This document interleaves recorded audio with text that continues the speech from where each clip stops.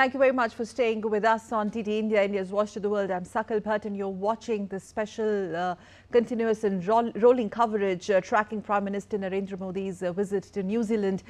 Prime Minister Modi and New Zealand Prime Minister Christopher Luxon jointly visited just a while back New Zealand Sports NZ Gold Mine Innovation Experience in Auckland.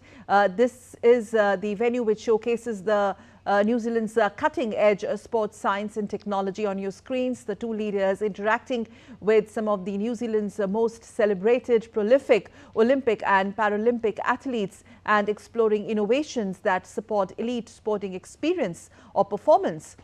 During the visit, India has also handed over the hosting responsibilities for the ICC Men's T20 World Cup to New Zealand and Australia for the 2028 edition.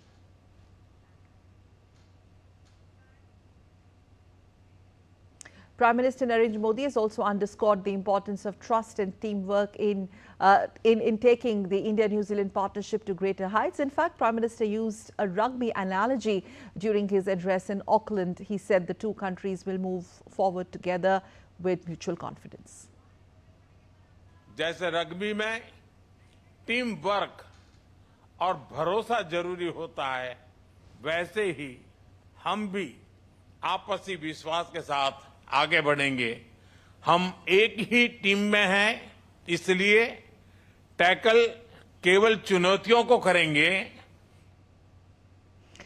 Once again, we go back to our special panel. Rahul Mishra, Professor Rahul Mishra from Jawaharlal Nehru University joins us again, and we continue with Ambassador Prabhu ji. Sir, Ambassador, thank you, sir, for staying and for the patience, sir. Thank you so much. Rahul, I'd like to come to you first because I think I need to have your comment on this sports collaboration and convergence and this visit to the NZ Centre. Also comes alongside the sports joint action plan that we have signed with New Zealand. So in this particular case, besides the usual bilaterals and the MOUs, I think sports has also taken center stage, isn't it? Absolutely. New Zealand is one of the great sporting nations, and they have, considering their small size, their performance, whether it is the Commonwealth Games or Olympics, they have really exceeded their expected performance. So I think there is a lot that India can learn from New Zealand. Cricket, of course, and technology, cricket technology is something that India is, of course, for past, I believe, 18 years, India and New Zealand have this agreement, and New Zealand trainers and their service providers have been helping Indian cricket team in ways more than one. But I think now the time has come for India to learn the best practices from not just countries like New Zealand and Australia, but also other European partners.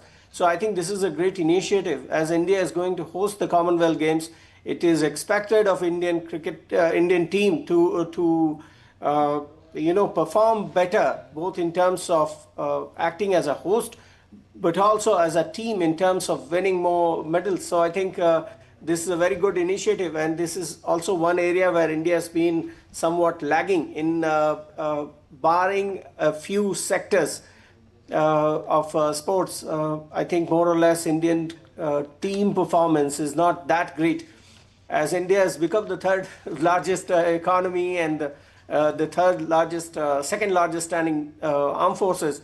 It is also expected of India to perform that way in sporting events as well.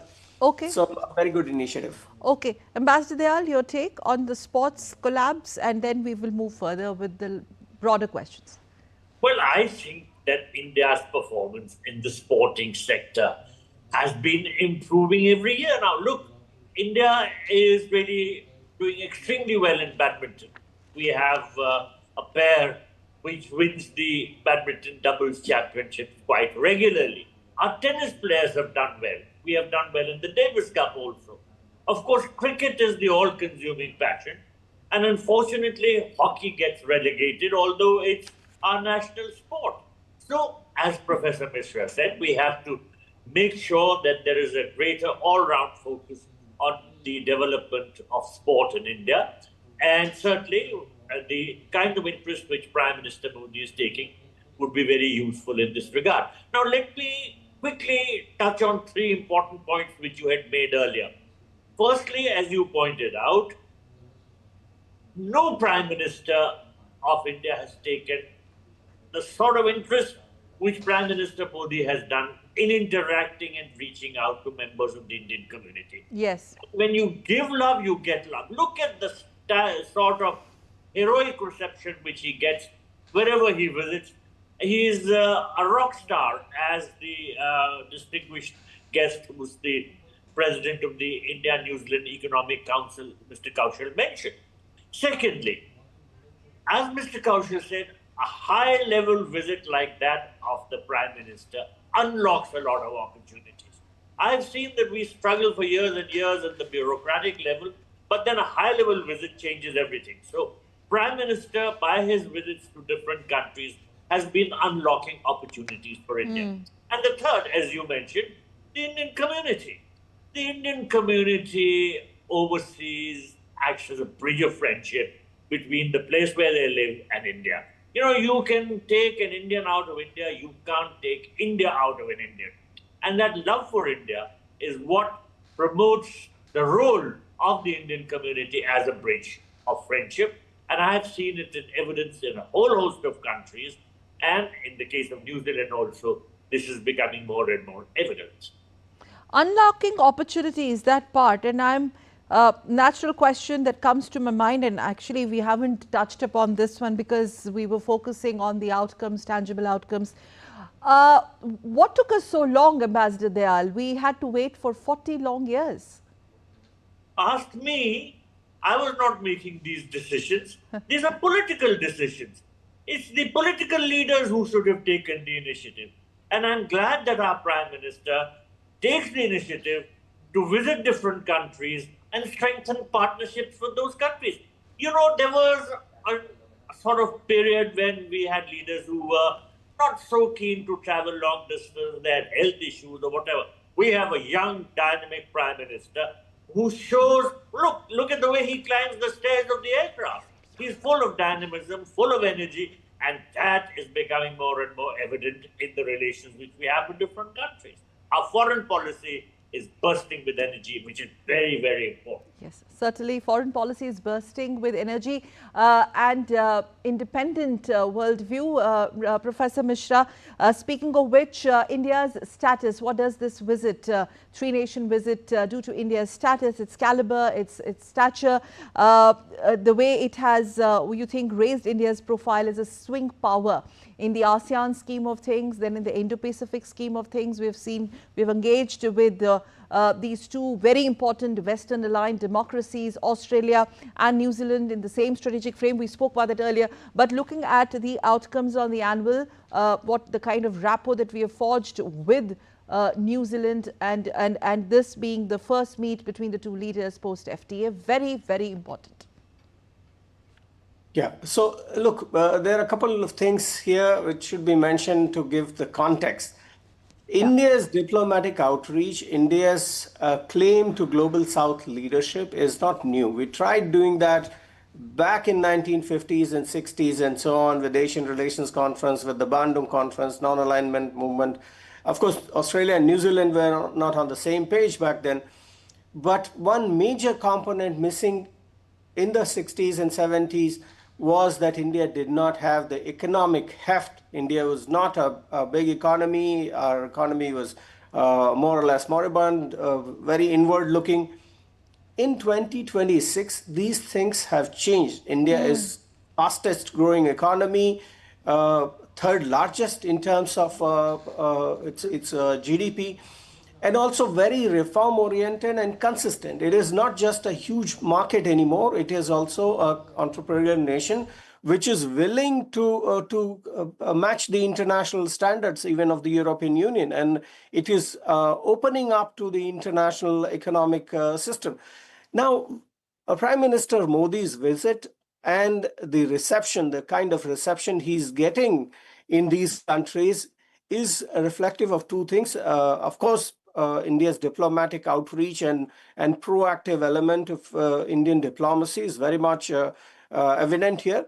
but also this is backed by the fact that India is seen as a country which can deliver. There is consistency in business. There is this openness to engage in trade and economic terms, and this is something that must be acknowledged as a new element.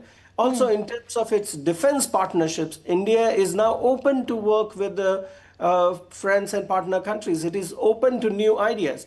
This was not, not something that was out of question way back in 1950s and up to 1990s. So these things have changed. Today, India is not, India's diplomacy and India's efforts to engage with countries is fine, but the way these countries are looking at India is also something that must be acknowledged. And this is backed by the potential that they see in India as an economic power, as a market, as a collaborator, also as a country that is fast rising as a leader in emerging and critical new technologies.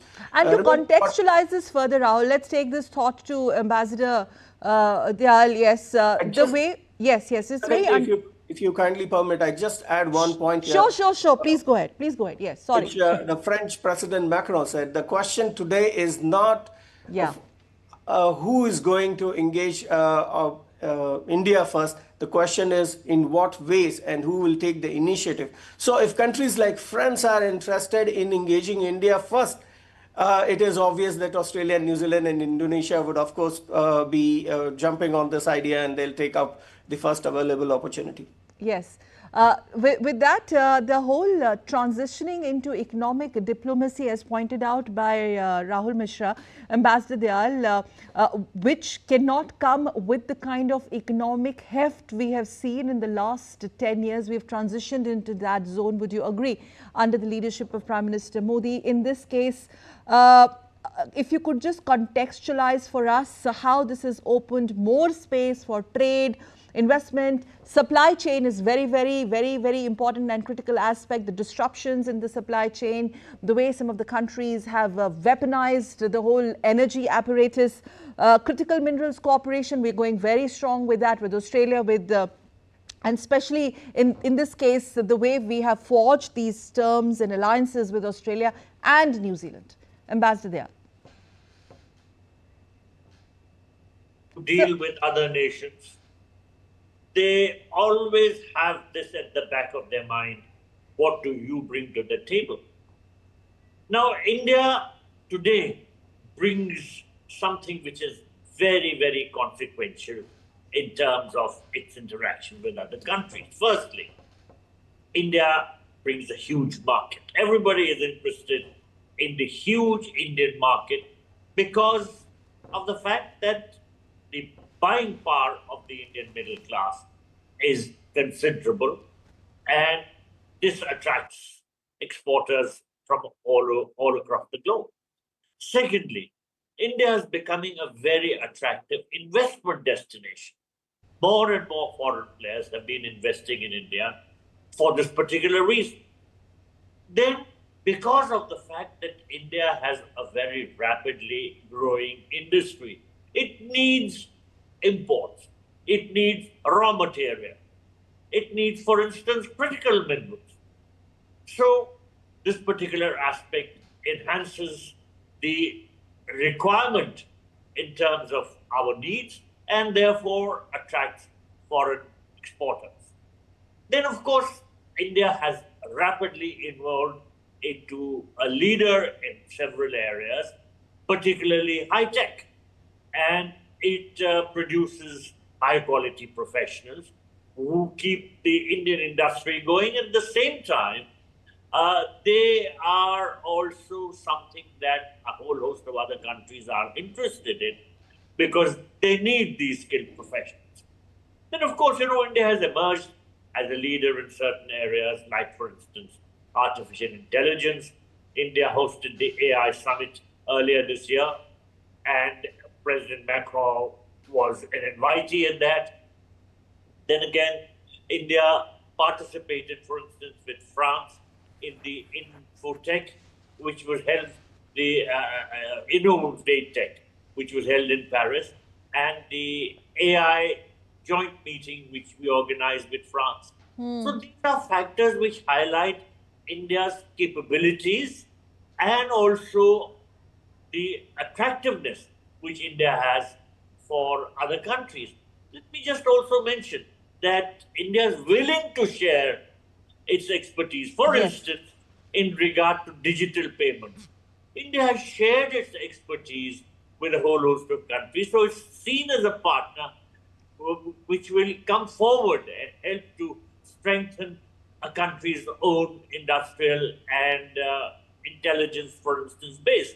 So the partnership which India brings to the table is consequential, and this is what makes it attractive for foreign countries, including developed ones like Australia and New Zealand, to strike more and more wide-ranging partnerships with India. Right. Ambassador Dayal and Professor Mishra, requesting you to stand by and stay with us. We need to announce a very short break. Not only the partnerships that are consequential, Ambassador Dayal, India's voice is so consequential. When India speaks, world listens. We will talk about that aspect as well. We need to slip into a very, very short break. Rahul Mishra as well as Ambassador Dayal, please stay with us. A short break. Viewers, don't go away. On the other side, we're also talking to a reporter there in Auckland, Akshay Dongre, on the other side. Stay with us.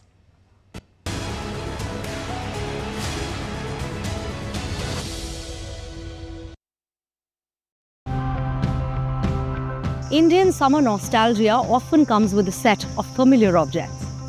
Fresh mangoes, hand fans, homemade sharbats.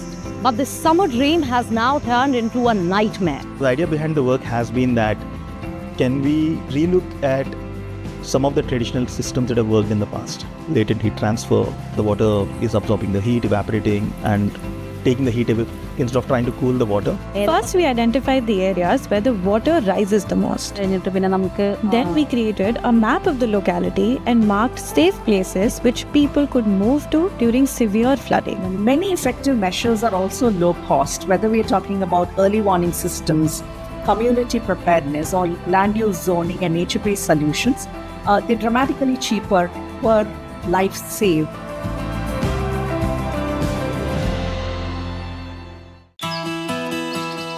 There is something in Jharkhand for everyone.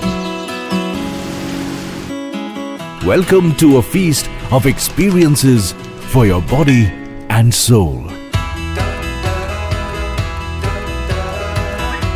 I've carried a memory of this place in me from my childhood. From old world charms to new age excitement. From spectacular natural wonders to warm, friendly people. Thank you.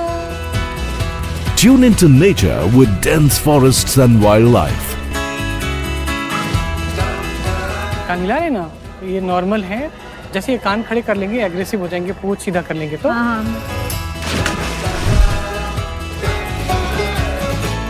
Make magnificent memories as you leave a piece of your heart in Jharkhand. Postcards from Jharkhand on National Geographic.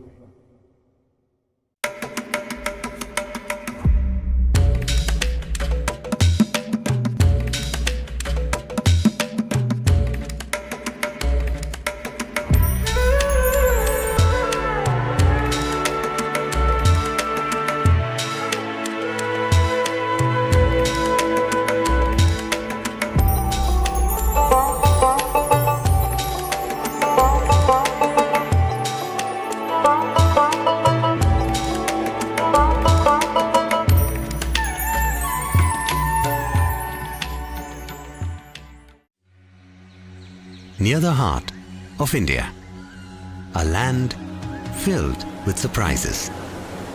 In the mighty force of your waters, you hold the deepest secrets that take us back in time.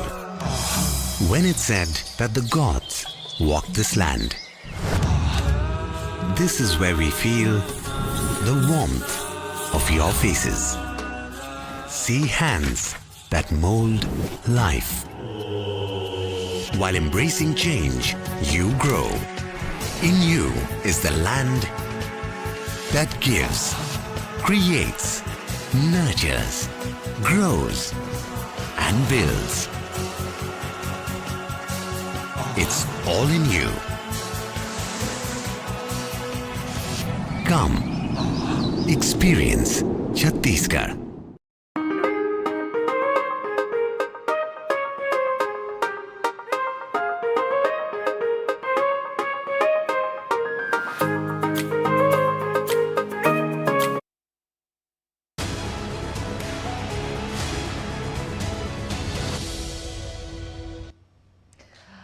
Thanks for staying with us on DT India. You are watching our special broadcast. Our rolling coverage, continuous coverage tracking Prime Minister of India Narendra Modi's visit to New Zealand, the ongoing visit to New Zealand. And for those of the viewers of India and abroad who have just tuned to DT India, India's Voice to the World, here's a quick recap for all the viewers who have just joined in. This is what has happened so far.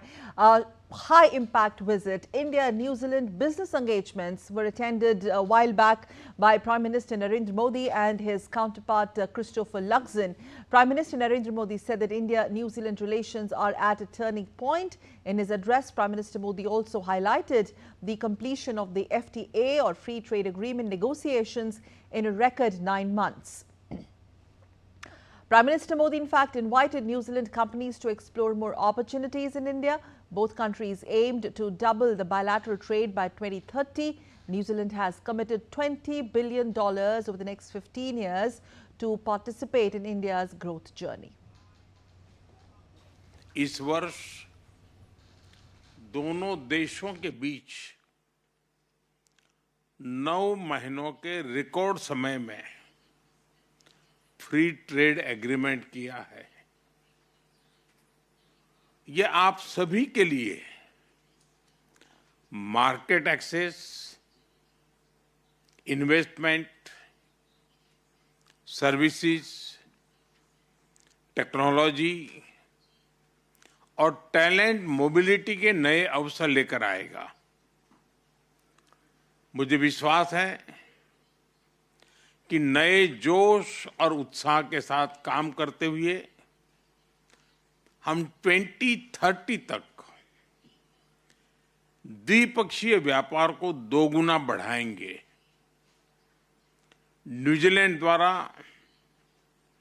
अगले 15 वर्षों में भारत में $20 billion का investment commitment किया गया है। यह केवल निवेश का नहीं है, बल्कि भारत की विकास यात्रा में सहभागी बनने का भी कमिटमेंट है। Prime Minister Modi also said that India is not just a market but a launch pad for global growth, highlighting the shared importance of nature in New Zealand's Maori culture and India's traditions, describing it as a common heritage. Prime Minister Modi said the two countries can develop an inclusive and sustainable growth model based on their shared values. New Zealand के पास horticulture, dairy science और forestry में विशाल expertise है। भारत के पास consumer market, food parks और agritech talent की ताकत है। हम मिलकर farm to market, value chains और ग्लोबल एक्सपोर्ट प्लेटफॉर्म बना सकते हैं। फिनटेक में आज भारत ग्लोबल लीडर है।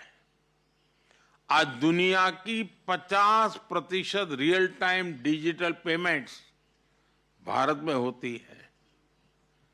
हम डिजिटल पेमेंट्स के साथ साथ ग्रीन बॉन्ड्स में भी आगे बढ़ सकते हैं।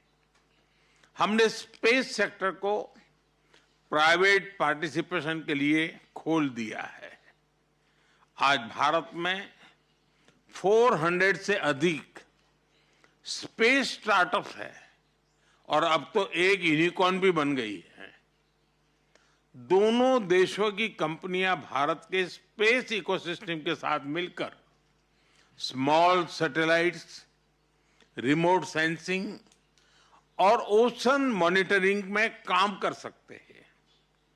भारत में स्मार्ट सिटीज मिशन के अंतर्गत 100 cities में 8,000 से अधिक प्रोजेक्ट पर काम हो रहा है।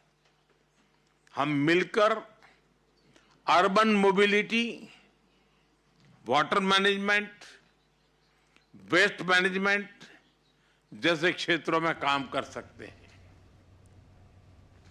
Also, Prime Minister Narendra Modi interacted with business representatives at the India-New Zealand business event in Auckland.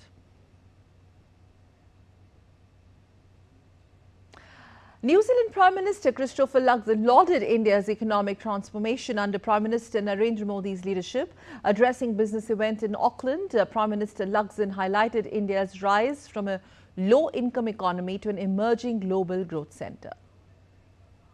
Under Prime Minister Modi's leadership, he has lifted 250 million people out of poverty.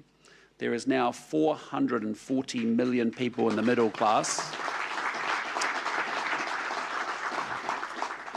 about to be 750 million by the end of the decade, and it is an incredible transformation. As someone who has been to India many times, and to see the move from low income to middle income to high income, it is just so inspiring and so exciting to see the transformation that has taken place. New Zealand Prime Minister Christopher Luxon also said the FTA between India and New Zealand will create new opportunities for economic growth. Addressing the business leaders event, he said the governments can provide the framework, but businesses will drive growth and create prosperity for people in both countries. The Prime Minister and I, in a government sense, at a top-to-top level, have created a free trade agreement, and we can create the conditions for growth. But it's all of you in this room as the business leaders that ultimately go off and create that growth. And that growth becomes the wealth by which we lift the living standards of people both here in New Zealand and in India. You know, that point on FTA creating more opportunities, a win-win situation for both countries. Ambassador Dayal, I would like to hear your thoughts on that point, business aspect of the visit cannot be ignored considering the ambitious target both leaders have set to double the trade by 2030 and the commitment made by the huge investment commitment made by the Australian side. Ambassador Prabhu Dayal, and then Rahul can take that question. Well, I think that this commitment to double the trade by 2030 can be fulfilled because we have a free trade agreement which we didn't have earlier. So if Indian goods, Indian exports are reaching the New Zealand market free of tariff, then naturally their attractiveness goes up several times. And buyers in New Zealand would be extremely willing to buy these products. Similarly, with New Zealand products, 95% of them being exempted from tariffs in the Indian market, naturally, their attractiveness would also go up. So I think that the free trade agreement, which was signed earlier this year, is a huge step. And naturally, it will also attract investments because if the relationship is growing in terms of trade, then automatically there are greater incentives to invest too. So I think that these commitments and these ambitions which have been mentioned are going to be realized without doubt. Okay, Rahulji, your thoughts in the context of the continuation of the interaction between the two leaders, Prime Minister Luxon's visit to New Delhi in 2025, and it also demonstrates the intent shown by both countries expediting the FTA in record 9 months. Absolutely. India-New Zealand FTA is really one very good example of how countries are shifting their priorities away from China. For New Zealand, China has been their largest partner and source of imports as well as investment. For New Zealand, the reliability of China as a trade partner has receded considerably, and they've been looking for new partners, and India fits very well in that scheme. Now, with regards to two-way flow of trade, there are certain standards that have to be met. And in that context, I think that the section in FTA arrangement where New Zealand is expected to invest $20 billion in next 15 years is something that will work as an enabler in increasing our trade volume 2 times, that is roughly about $5 billion. So I think there are these sections in the FTA, the labor mobility agreement, which will help with the services, largely with services, but also with blue-collar workers going to New Zealand. So building capacities of New Zealand in terms of meeting their human resource requirement is a very good opportunity for New Zealand.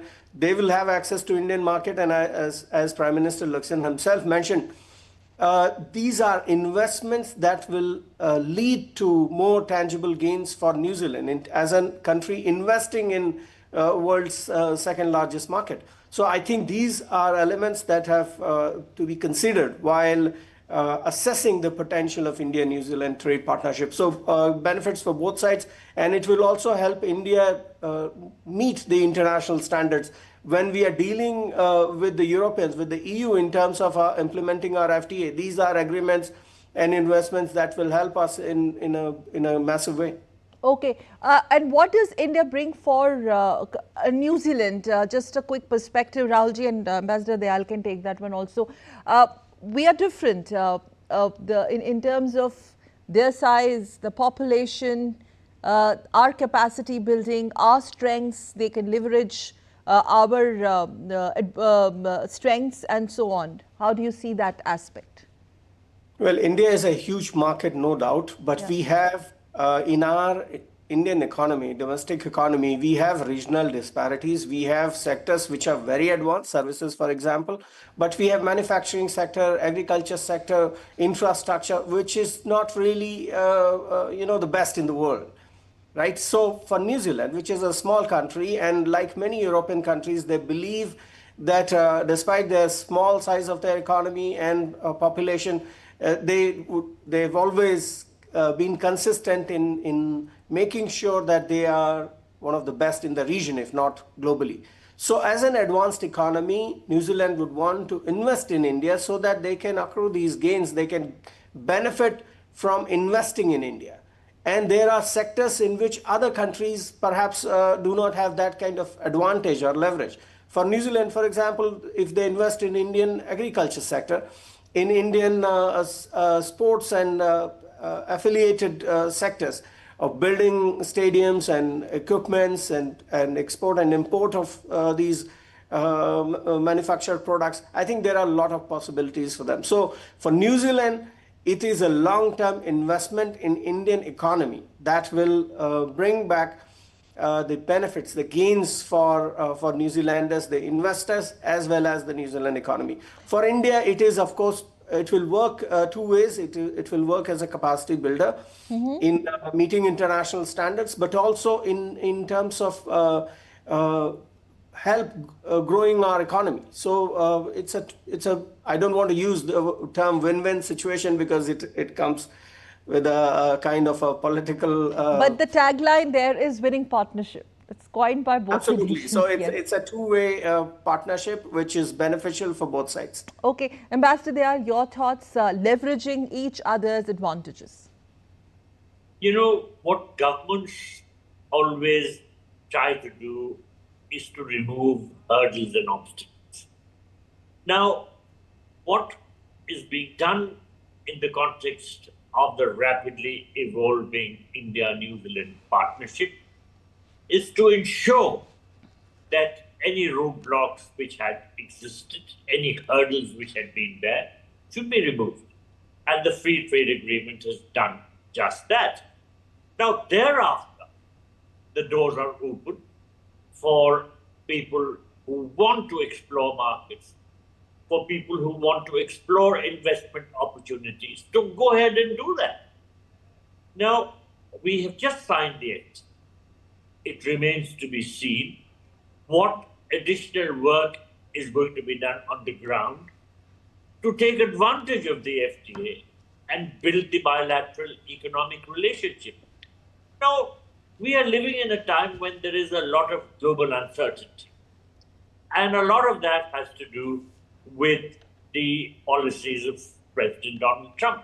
Now, in regard to our exports to the United States, he has consistently tried to make things difficult.